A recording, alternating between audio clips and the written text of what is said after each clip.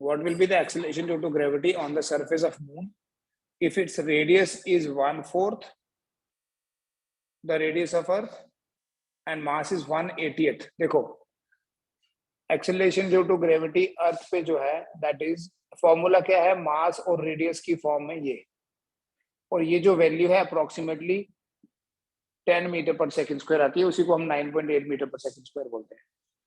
अगर मैं मून पे बात करूं तो मून पे होगी G/m divided by R/m square. What is mm? Mass of moon and R/m क्या है? Radius of the moon. अब कंपैरेटिवली करना है, यहां क्या दिया है बेटा, here mass of moon is equal to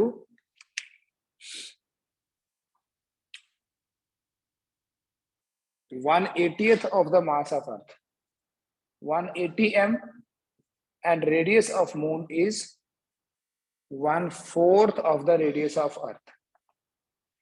Therefore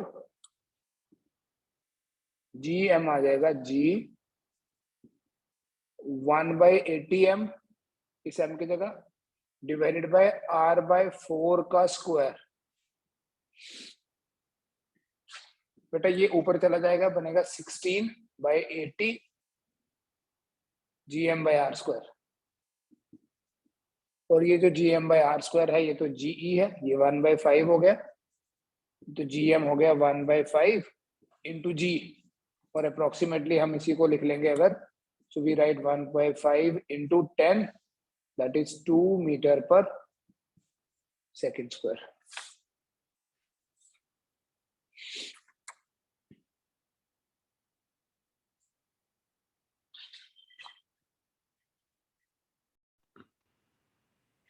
A man can jump 1.5 meter on earth.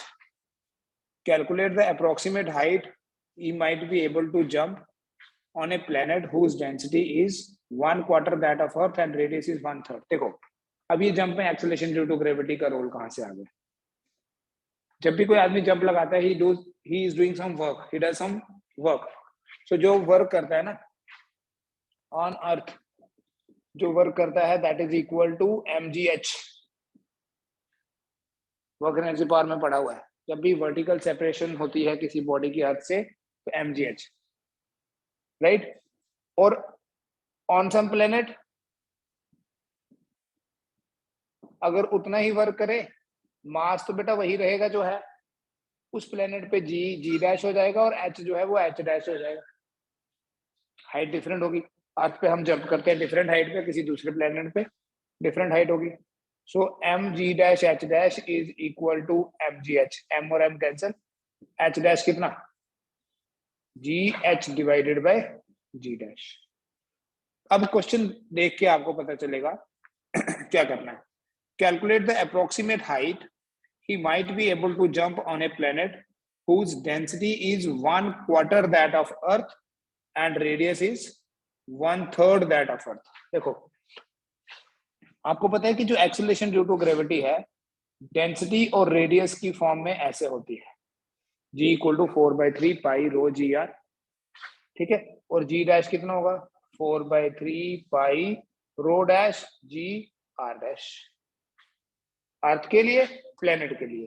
तो जब आपके पास ये रेशो है, इस h को रखो ऐसे ही, g की जगह लिखो 4/3 pi rho G R divided by 4/3 pi rho dash G R dash. 4/3 pi cancel, g cancel, so ये आ जाएगा h into rho R rho dash R dash.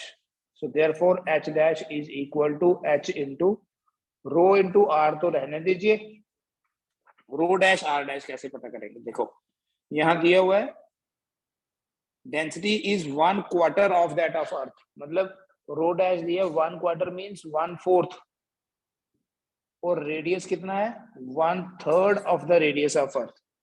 तो यहां लिख दो 1/4 रो 1/3 आर, 3 इंटू 4 हो गया 12, रो और आर कैंसिल हो जाएगा, तो यहाँ आपका जो आंसर बनेगा बेटा वो बनेगा 12h.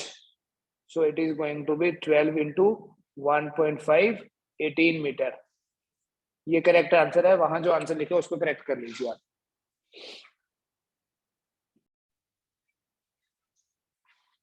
क्वेश्चन 3 देखो बेटा. What is the acceleration due to gravity on the surface of a planet जिसका रेडियस हाफ और डेंसिटी सेम है. ऑब्वियसली जब डेंसिटी और रेडियस की बात होती है उस फॉर्मूले को देखिए बेटा.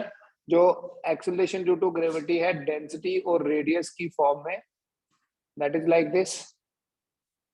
अगर जो दूसरा प्लेनेट है उसकी डेंसिटी वही है, जी तो कांस्टेंट है, pi 4 3 constant, G directly proportional to R बोल सकते हैं. अगर दूसरे प्लेनेट का रेडियस हाफ है तो r/2.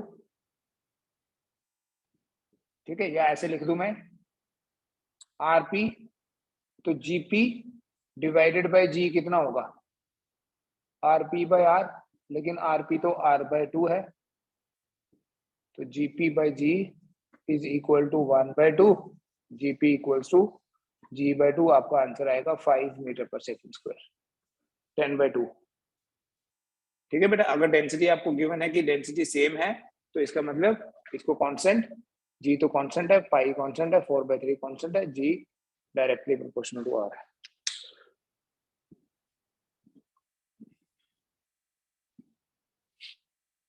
क्वेश्चन नंबर 3 हो गया. 4.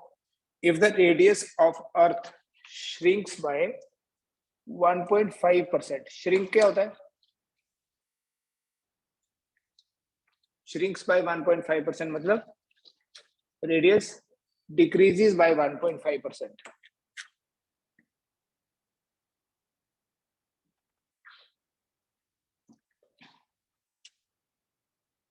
if the radius of earth shrinks by 1.5%, mass same है तो हम ये वाला फॉर्मूला यूज करेंगे. if the radius of earth shrinks by 1.5%, mass remaining same, then how would the value of acceleration due to gravity change? देखो बेटा, जब भी आपकी परसेंटेज चेंज स्मॉल है, if r decreases by 1.5%, then g will increase by r की power से multiply कर देना. एरर्स में पढ़ा हुआ आपने ये. it will be 3%.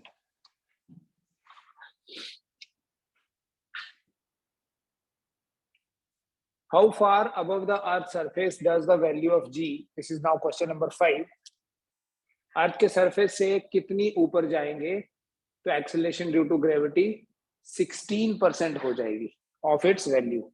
मतलब ये पूछा है, ये दिया है कि gh 16% ऑफ g किस हाइट पे होगी.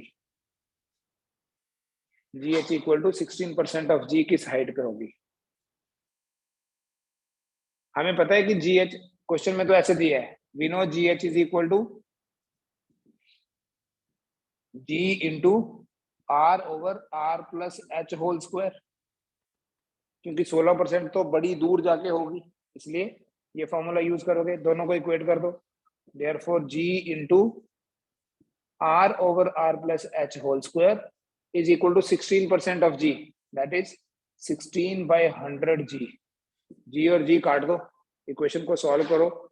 इक्वेशन को सॉल्व करने के लिए थोड़ा सा हिंट देखो क्या है. यहाँ r है, r प्लस h स्क्वायर है. ये नहीं है कि आप इस स्क्वायर को खोलना शुरू हो जाओ, थोड़ी सी टेक्निक यूज करो, आप देखोगे इट इज इक्वल टू 4/10 का होल स्क्वायर लिखा जा सकता है. r over r plus h whole square is equal to 4/10 का होल स्क्वायर. बस r over r plus h कितना हुआ 4/10. 4/10 को बोल सकते हो आप 5/2/5. क्रॉस मल्टीप्लाई करो, 5r is equal to 2r plus 2h.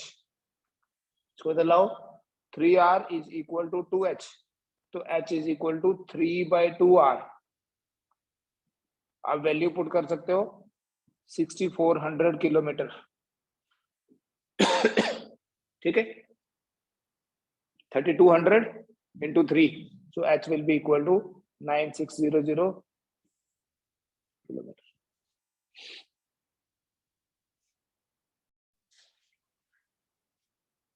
फिर बेटा क्वेश्चन नंबर 6 के बाद 5 के बाद 6th क्वेश्चन देखो. The question is, find the value of acceleration due to gravity at a height of 400 kilometer from the surface of Earth. अर्थ का radius दिया 64 और सरफेस पे 9.8. बेटा जब आपको ये हाइट 400 किलोमीटर दी है तो आपको ये आइडिया लग जाना चाहिए कि ये हाइट जो है रेडियस से बहुत छोटी है, क्योंकि रेडियस कितना है 6400. ये तो सिर्फ 400 है. तो यहां पर आपको GH पता करना है. It is equal to G into 1 minus 2h by R. It means GH is equal to G into 1 minus 2 into 400 divided by 6400. तो GH कितना है G into ये दोनों जीरो काट दो 7/8 करके देख लो. ये है बेटा 9.8 into 7/8.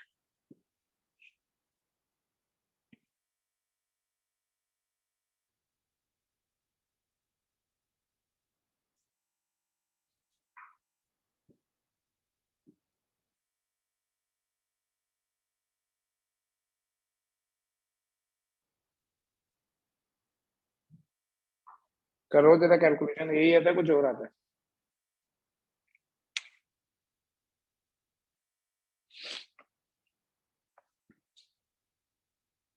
7/8 कैसे आया?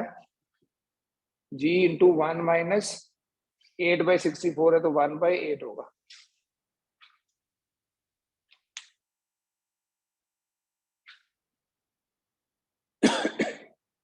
सर 8.575 है.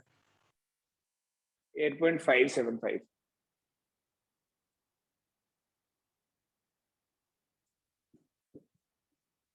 लिख देता हूँ तुम्हारे कहने पे, खुद कैलकुलेट कर लेना. 8 1 जा 8.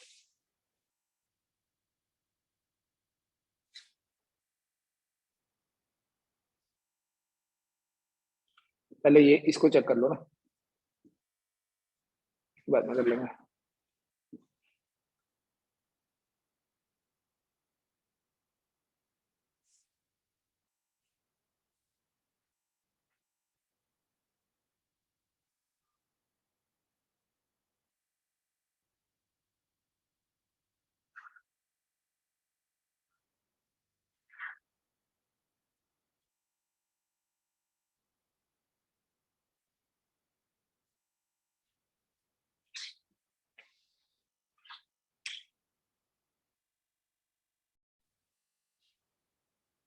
At what height above Earth's surface value of G is same as in a mine 100 kilometer deep? GH और GD किसी हाइट पे उतनी है जितनी किसी डेप्थ पे है. ठीक है. और देखो 100 किलोमीटर नीचे है, इसलिए हम हाइट भी अप्रोक्सीमेट वाली लेंगे.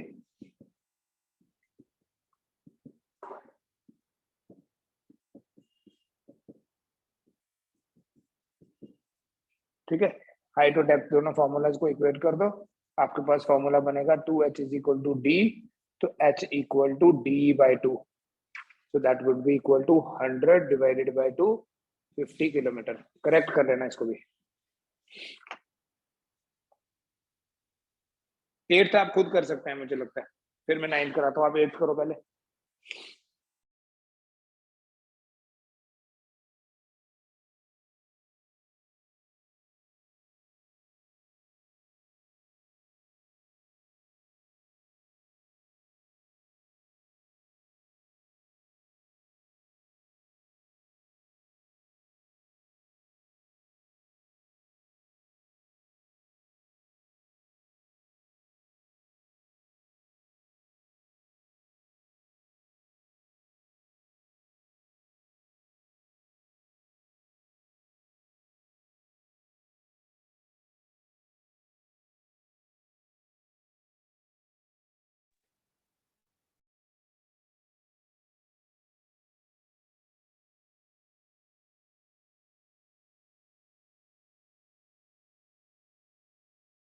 सर माइक ऑफ है आपका।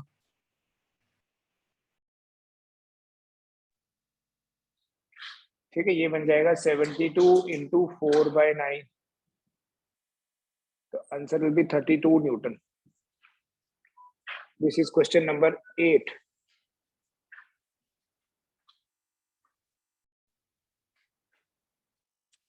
क्वेश्चन नंबर 9 देखें बेटा। क्वेश्चन 9 है, at what height in kilometer over the earth's poles the free fall acceleration, जो कि 9.8 होता है, decreases by 1%। देखो, मैं क्वेश्चन नंबर 9 आपको करा दूंगा, बट एक और कंडीशन। एक में लिखा है कि g डिक्रीजेस बाय 1%, यही है ना? At what height in kilometer over earth's pole the value of g decreases by 1%। और दूसरा है, अगर ऐसा होता g डिक्रीजेस टू 1%, एक ही वर्ड चेंज किया, ठीक है? h यहां भी फाइंड करो और यहां भी फाइंड करो। बेटा जब g 1% कम होगा तो कितना रह जाएगा? 99% रह जाएगा। इट डिक्रीजेस बाय 1%, तो मतलब जी एच कितना है? G minus 1% of G. और जब डिक्रीजेस टू 1% है तो इसका मतलब G H is equal to 1% of G. इसमें 1% कम हुआ और इसमें 1% रह गया। जब 1% कम हुआ तो ये सॉल्व करके देखना, ये आएगा 99/100 जी, 1/100 हो गया। और यहां पर आएगा 1/100 जी।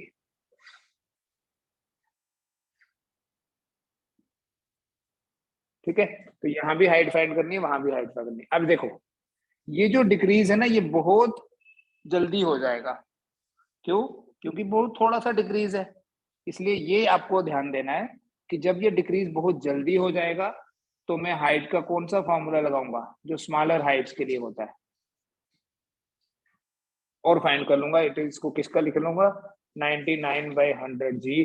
जी और जी कट गया, 1 minus 2h/r equal to 99/100, which means इसको उधर शिफ्ट कर दो, 1 minus 99/100 is equal to 2h/r।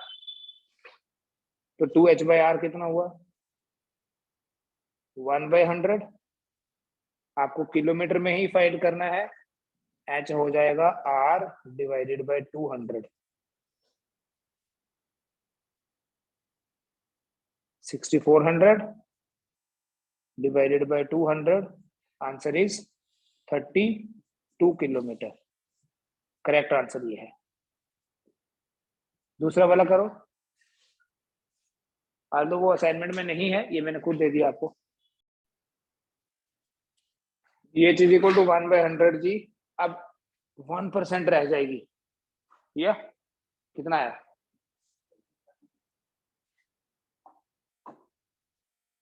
बेटा जब 1% रह जाएगी तो आपको ये देख के पता चलना चाहिए कि 1% तो बड़ी दूर जाके होगी।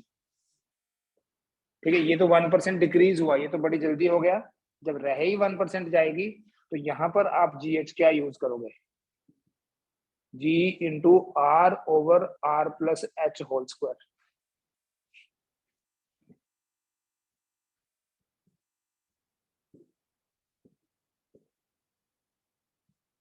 कैंसिल। कब कौन सा फॉर्मूला यूज करना है, इसीलिए आपको असाइनमेंट दी है, प्रैक्टिस। इसलिए तो प्रैक्टिस करके ही पता चलेगा आपको कि 1% डिक्रीज जो है वो तो जल्दी हो जाएगी, बट 99% डिक्रीज बड़ी ज्यादा हाइट पे होनी है, इसलिए 99% डिक्रीज के लिए तो आपको दूसरा फॉर्मूला लगाना है। अब इसे सॉल्व कैसे करोगे? r over r plus H whole square is equal to 1/10 का होल स्क्वायर। स्क्वायर एंड यहाँ दोनों वाला square cancel, r over r plus h equals to 1/10।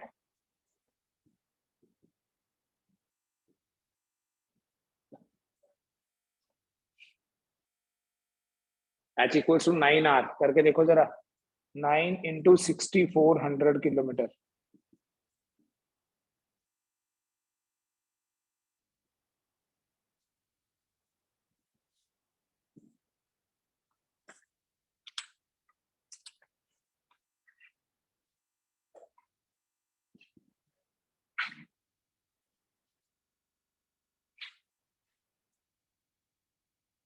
ठीक है, डिफरेंस पता चल गया दोनों में। वो सिर्फ 32 किलोमीटर और ये 57,600 kilometre.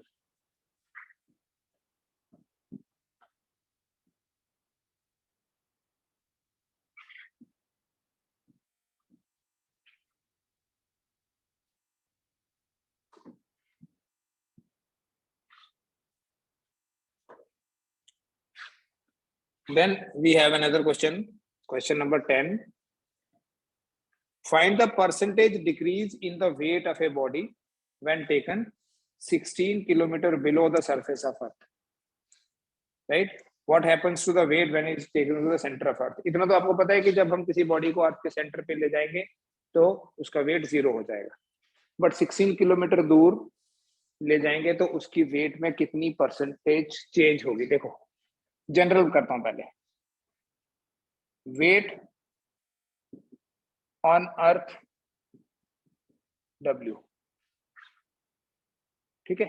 let us suppose weight at a depth D below the surface is equal to W dash,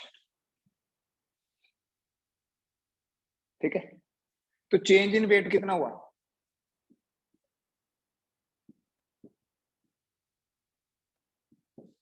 wait में कितना चेंज आया, W माइनस W डैश। 50 से 40 हो गया, चेंज कितना आया 10 का। अगर पूछा होता कभी फ्रैक्शनल चेंज,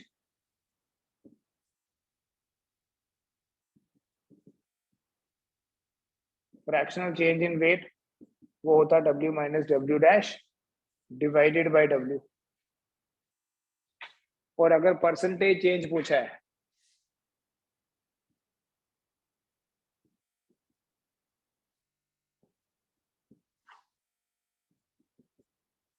तो इसी को लिख दो इंटू 100%, ठीक है। W minus W dash divided by W into 100%। ये है परसेंटेज चेंज इन वेट। अब एक चीज और सोचो कि वेट चेंज हो रहा है, वेट होता है mg, m चेंज होता है क्या कभी, नहीं। वेट में जो भी चेंज आ रही है वो सिर्फ एक्सेलरेशन ड्यू टू ग्रेविटी के कारण ही आ रही है। तो जितने percent acceleration due to gravity में चेंज होगी उतने परसेंट ही वेट में भी चेंज होगी। यहां पर भी जस्टिफाई कर सकते हैं, weight on earth is mg, किसी हाइट में या किसी डेप्थ में mg डैश लिख लो। हाइट होगी तो h लिखेंगे, डेप्थ है तो d लिख देंगे और उसी का फॉर्मूला लगा देंगे divided by mg into 100%। m और m कैंसिल हो जाएगा न्यूमरेटर और डिनोमिनेटर से। देखो ऊपर से आप m कॉमन ले लोगे तो g minus g dash divided by mg, ये कैंसिल, तो आपका फॉर्मूला ये भी आ जाएगा। चाहे परसेंटेज वेट में पूछी है, आप परसेंटेज चेंज इन जी पता कर लो, ठीक है। इन जनरल फिर से लिख देता हूं,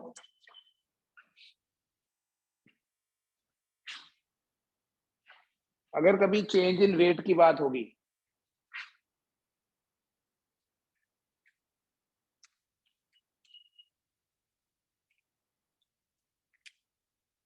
देखो चेंज इन जी फाइंड करना, एक्सेलरेशन ड्यू टू ग्रेविटी में जो चेंज होती है that is delta g, it is equal to g minus g dash. और अगर आपको पता करना होगा परसेंटेज चेंज इन जी,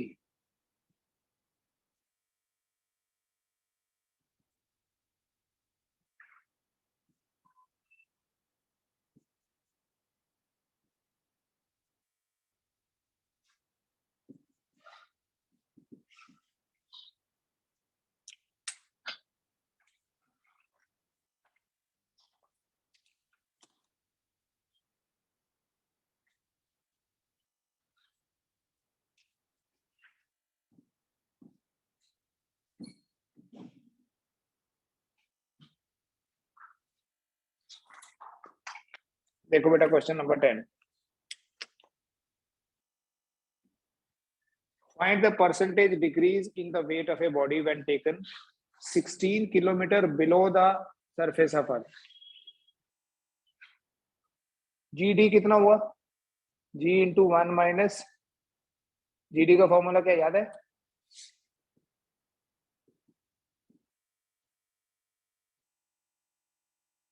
ठीक है, तो परसेंटेज चेंज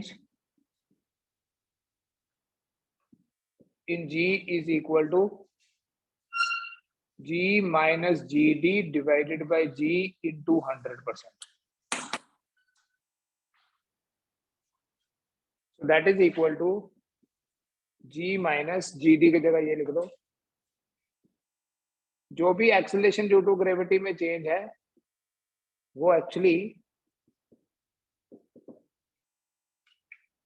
वेट में ही चेंज है।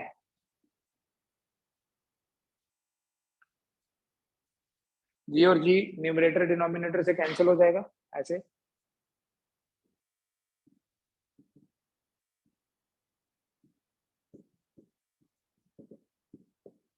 ये आ जाएगा बेटा सीधा आपके पास। देखो d by r into 100%, values अब डालना, जी और जी कैंसिल होगा, 1 माइनस 1 0 हो गया, minus minus plus d by r into 100%। अब वैल्यू डालो तो आपको ज्यादा कैलकुलेशंस में नहीं उलझोगे आप। कितना दिया था डी? 16 डिवाइडेड बाय आर कितना होता है? 6400 इंटू 100%, ये दोनों जीरो कट गए, ये दोनों कट गए, 16 बाय 64 कितना हुआ? 1/4 हुआ, नहीं हुआ? 1/4%, 1/4% मतलब 0.25%।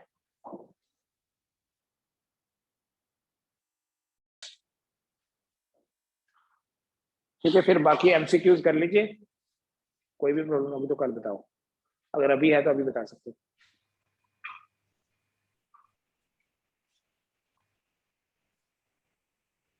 Thank you.